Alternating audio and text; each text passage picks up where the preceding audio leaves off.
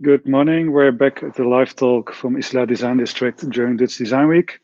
Today I will be introducing the studio visits that we will be making later with the new all-electric Mazda MX-30. And to kick off the studio visits, we're going to show the three designers that we will be visiting. And I'm talking about design and sustainability with Jo Stenuit, design director from Mazda Europe. Good morning, Jo, and welcome in the studio. Hi, Wisse. Good morning. Good to see you. How are you doing? We're doing well, thank you. Good. I can also see some materials behind you, but I'm sure we're going to talk about them a bit later. Yes. Maybe you can shortly give an introduction about yourself and the job that you have at Mazda. My title is Design Director. That means that I'm leading a team of about 20 creatives and modelers that is putting, let's say, the European voice into the creative process at Mazda because we make global cars that are sold in Asia, Europe, and the US, so with a European voice. Oh, great. Studied Royal College of Art. Were you also already interested in cars and mobility back then? I was interested in cars since I was a young kid. So I decided to study product design in Antwerp first, and then went to the Royal College of Art to study car design. Yeah, so it's been a long way, but yeah, it was a dream for me to become a car designer. Oh, And great. And then since when are you working at Mazda? Is it already a long time? uh, 22 years, 22 happy years at Mazda. So yeah, and mainly on the interior side. So I've developed a lot of interiors for concept cars, but also production cars. Spent some time in Japan, and of course was because of the interior also much related to development of materials. Yeah. And that you already knew from the beginning that it would be more about interiors, because I think when young kids think about dreaming, designing a car, it's more exterior related. Yeah, normally the shiny bit is on the outside, so that's what attracts people to cars in the first place. So for me, it was the same. But I noticed that because of studying product design, that my strengths were more in interior, and I find, especially now and in the future, the changes in the cars will be more on the interior when it comes to technology, when it comes to design and material. So it's a really um, there's going to be big changes, I think, in the interior design more than on the exterior. And in the interior, big changes more coming from material aspects, but also with self-driving that you can create a different environment, or where will big changes come from? Well, if it's self-driving, the focus might not be so much on the driving, obviously.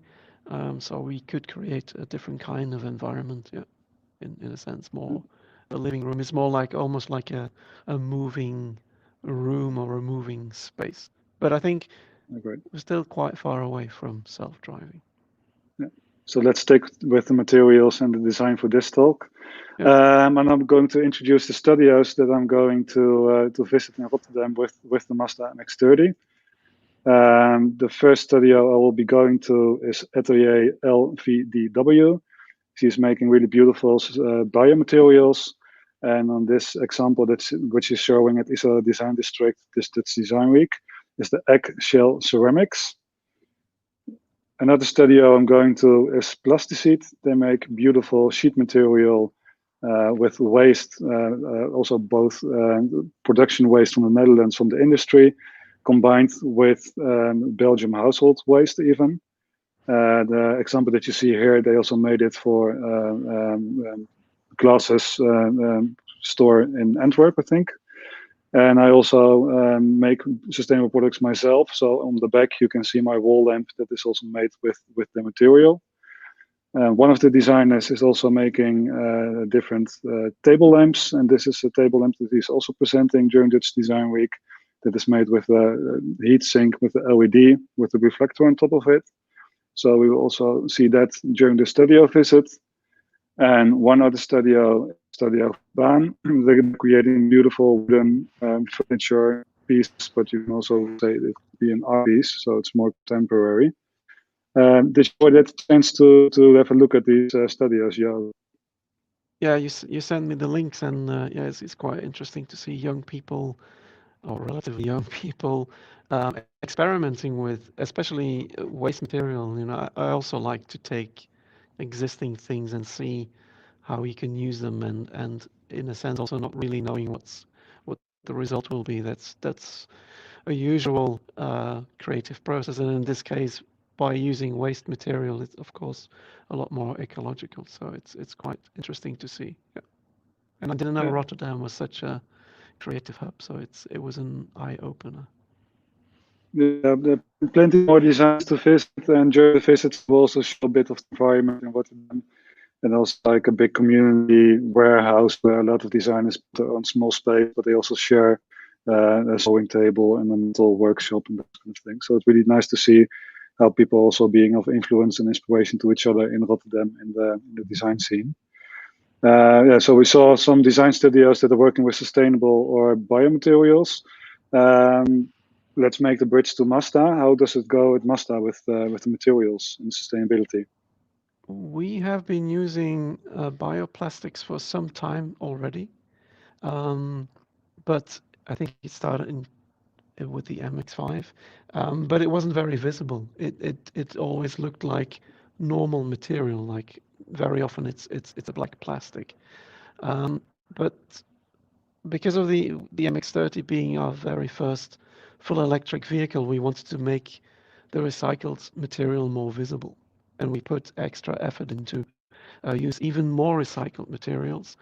One of the most interesting, and you can see that in the back here, um, is the cork material which we introduced, which is very unusual in the car. I think we're the first car manufacturer to use cork in the car. And as you can see here, it's on the center console of the MX-30. Um, and it's in areas where you would normally have rubber, so it has a functional aspect. But also, in a sense, it brings nature into the car because it's real cork. But also, it brings the history of our company into the car because maybe 100 years ago, we started as a cork manufacturer. We made um, technical sealants out of cork. So it's a very interesting material. We also made sure that when you're in the car and you touch the cork, you can still feel the texture, even after doing a lot of the usual automotive tests that you have to do. You can still feel it. It's very important that a material is very tactile, and so you could see in the short video you could actually see how we go from what's actually a waste product because we use the waste cork from wine bottle cork production. Yeah, So we're actually using a waste product to be used in a car, which is unusual. Um, yeah, and you probably also know that cork is very sustainable because you don't have to cut the trees; you just take the outside. So it's yeah, it was a big effort because it's not done before, but the result is really beautiful. yeah, yeah. No, I can also imagine if you place it in the center console, and I think it's also on the door handle. I've been driving around in the Mazda MX-30 for a couple of days now. You really need to pass all the tests. You really want to touch something natural. You really want to have that feeling. Talking about feeling, also when you enter the car, it's quite spacious and elegant with some small and nice design details. How did you work on creating that kind of a feeling in the interior that's really giving comfort when you enter it? Well, in Mazda we have a interior design philosophy which we call MA, is the Japanese word, because we use a lot of the Japanese philosophy and language in our design process. And Ma kind of means an empty, in a positive way, an empty space. Like an old Japanese house is normally very empty, which first of all gives you a relaxing feeling, but then also you can focus a lot stronger on the elements that are there, like a Yeah, plant or even the window in the room then becomes more a focus than the room itself. So it's kind of an interesting play that we managed to deliver in our previous cars, but very strong in the MX-30. And I'm sure when you drove the MX-30, you could actually feel what we want to achieve, this kind of relaxing environment. And then, of Yeah, I course, think so. Yeah. Because also I'm a Dutch designer, so I'm quite tall, but still it was quite spacious and it was really opening and a nice environment to drive it. So the driving comfort was not totally something I would expect from an electric car. Because also if you look at the outside of the car, it's quite a robust look. It's not really showing it's an electric car with closed rims for more aerodynamica. So it's really more for me about the design and the comfort. Behind you, I can also see a different material in the top above the cork. that's the recycled PET material. So PET bottles which we shred and then turn into thread, and then on the top is the material. So it's 100% recycled PET material, which we use for the door panels. And it sounds a bit technical and hard, but it's actually quite soft material with a nice touch to it. And again, if you see it in the door, it's very, very obvious. It's not obvious a recycled material, but it's very obvious that it's something new. And also to create this calm environment, we use it on top of the door. Doesn't sound very important, but the sensation you have, because normally the top of a car door is black, which gives a kind of a more enclosed feeling. But by using the lighter gray on top of the door, this open feeling is even stronger, and you really feel that sensation when you get into the car. So it's Let's see if we can get an image of the side console there. Yeah. the door. So that's what you're saying, that the top part, that part is normally not also in fabric or in a different material. Yeah, that's normally in different models. normally it's in a soft black plastic vinyl. But by changing it into a light gray, the sensation of sitting in the car is completely different. So materials can also create, I mean, you know that from interior architecture, materials can create a completely different feeling. And because we know that people these days are overloaded with information and impulses, we wanted to create with the MX-30 kind of a, let's call it a safe haven where you can feel a bit more relaxed and yeah, enjoy the driving as well, and not be stressed by too many design elements or too many screens or too many whatever. And I guess that's already being applied in the other models, or are you taking things from the MX-30 that you learned in the process, and that we will see it back in other models as well? Well, of course, all the things that we learned with the MX-30 we will continue to use in future products. Yeah, maybe not as obvious and in maybe in a different way than we did it in the MX-30, but of course, yeah, we will continue. Yeah. And talking about continuing, how does Mazda keep track of the development of the new biomaterials or sustainable materials? Well, we actually have a department called Color and Material, very obvious, and they constantly check what's happening in the world. We don't follow every trend, but we make sure that the things that we do use are in line with what we think the customers expect, but also in line with the story that we want to tell with Mazda, with the MX-30. Of course, with the cork was a perfect example because cork is in trends when you look at interior design or product design. So it kind of matched to the story of our company and the story we wanted to tell with the MX-30.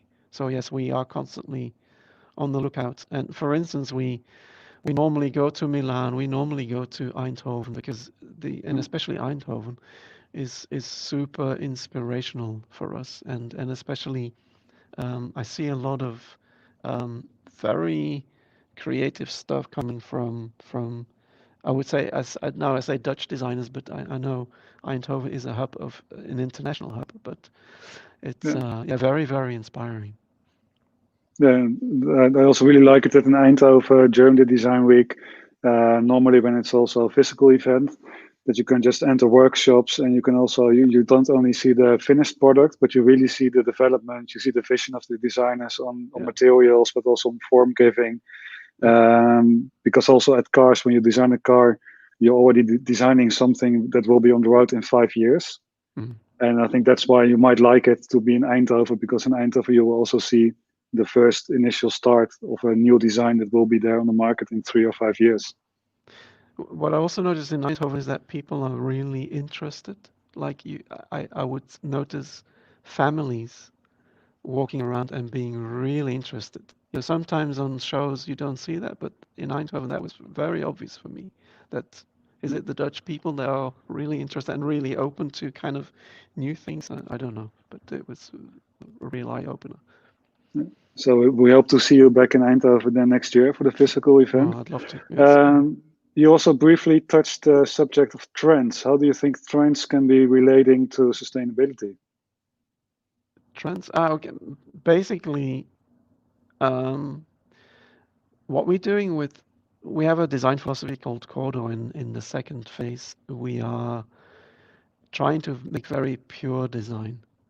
When we spoke about the interior being pure, we do the same with the exterior without becoming boring, but we try to design with less elements, um, which makes the design a bit more timeless. And I kind of believe, knowing from my own experience, like having, for instance, Mac products or Apple products, I tend to keep them for a longer time because they're timeless in design. So they're not trying to be fashionable. If I would have bought a PC, I would have replaced it already. But you know, a timeless design like an Apple or an MX-30, I think will last longer because it's not trendy. It doesn't have to be replaced with the next trend. So in that way, you could say it's also a more ecological design because it fits, you know, within the taste of people for a longer time. Yeah. So you can really say that the timeless design is also pushing more towards sustainability. Yes. Um, Looking at the elements and driving the car, Mazda choose for a relatively small battery pack. Mhm. What was the motivation of Mazda to make the decision?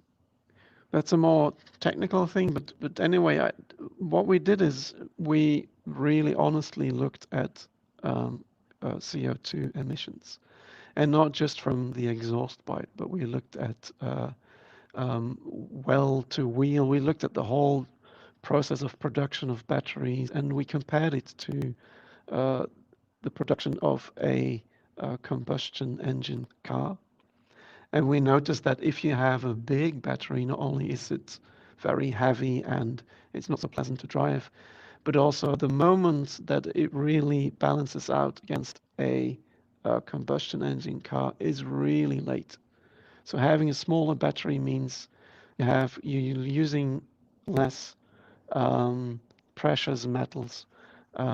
You're having less weight in the car, and therefore you can reach the CO2 reduction a lot quicker than with a big Yeah. battery, and that's the whole idea. We did research because of course a smaller battery has a bit less range, but we did a research that for many people a range of 600 kilometers is actually not necessary. So we really did some research to make sure that we come up with a battery and a range that really fits everyday life. Yeah. And I can also imagine that with the smaller battery, you use less resources, so it's also less impact Exactly. on the Yeah. environment. Yeah. So do you think electric driving is the future? Is there enough resources to make every car electric, or are you also looking at different solutions? Well, at the moment, it is part of the future. At Mazda, we believe you have to have multiple solutions. If we would all start driving battery powered vehicles, we wouldn't have enough resources. It wouldn't be uh, probably not good for the environment. So we keep developing combustion engines to make them even more efficient, because we know not everybody in the world can drive electric, also because of infrastructure. So for us, electric is the future, but it's only part of the future, and definitely the near future. Yeah. Yeah, so I'm really looking forward to go to Rotterdam and show you more about the studios there. And hopefully later, either in Eindhoven or Mazda, we will run into each other on one of the design fairs when everything can hopefully continue again. Mm-hmm. So thank you for the talk. This will be still online on Isola Design District and on YouTube. And on Sunday afternoon, we will present the study of visits online to give more insights into materials and sustainability. So thank you very much, Joe. It was good to have you in the studio. Thank you, Wisse. And hopefully, we'll see each other soon. Thank you. Ciao. Thank you.